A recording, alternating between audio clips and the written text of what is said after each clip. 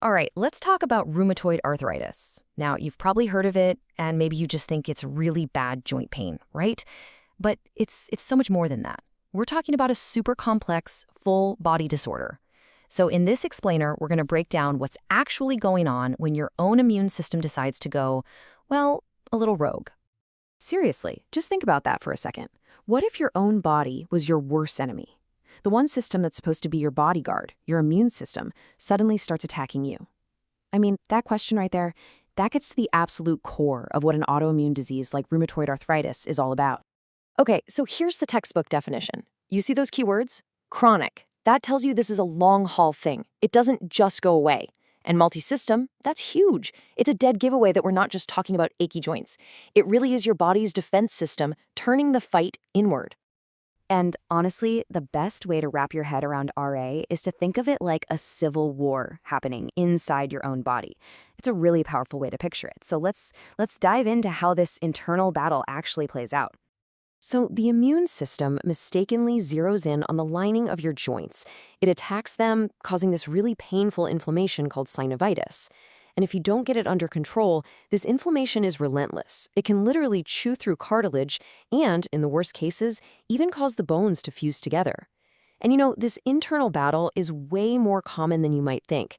It hits women 3 times more often than men, usually kicking off somewhere between the ages of 40 and 60. Okay, so where does the Civil War usually start? Well, the first shots are almost always fired in the joints.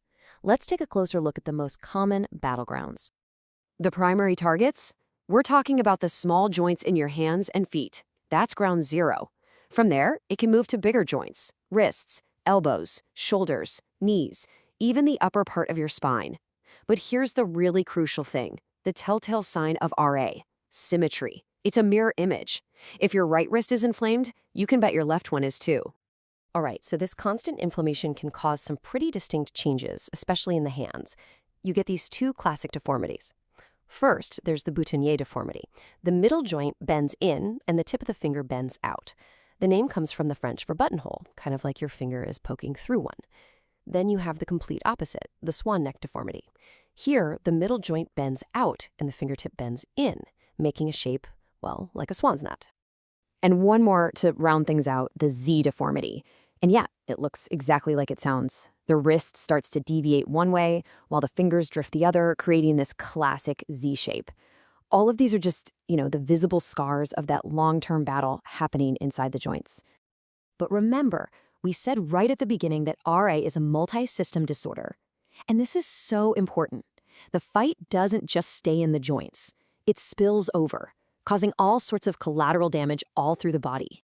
Yeah, this is way more than just arthritis. It's a full-on systemic condition. People can get fevers, lose weight, they can develop these firm little lumps under the skin called rheumatoid nodules, and it gets more serious. It can even hit major organs, causing fluid to build up around the lungs or the heart. And it can trigger other issues too, like Sjogren's syndrome, which causes intense dryness, or even nerve problems like carpal tunnel.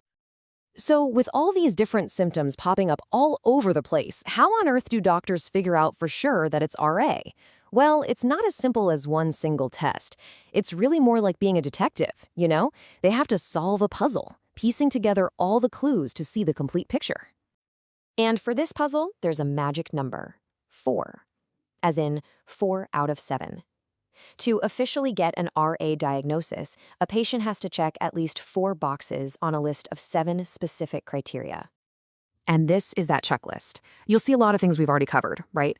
Arthritis in the hands, that symmetrical pattern, but it also brings in lab work and what they see on an X-ray. And here's a super important detail.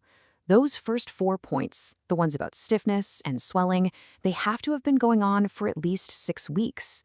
That's how they separate RA from some other kind of temporary arthritis that might clear up on its own.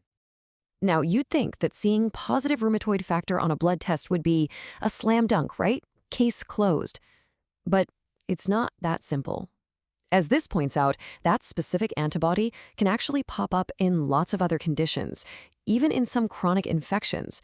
So it's a big clue for sure, but it is not the whole story. And that's why this second blood test is such a game changer.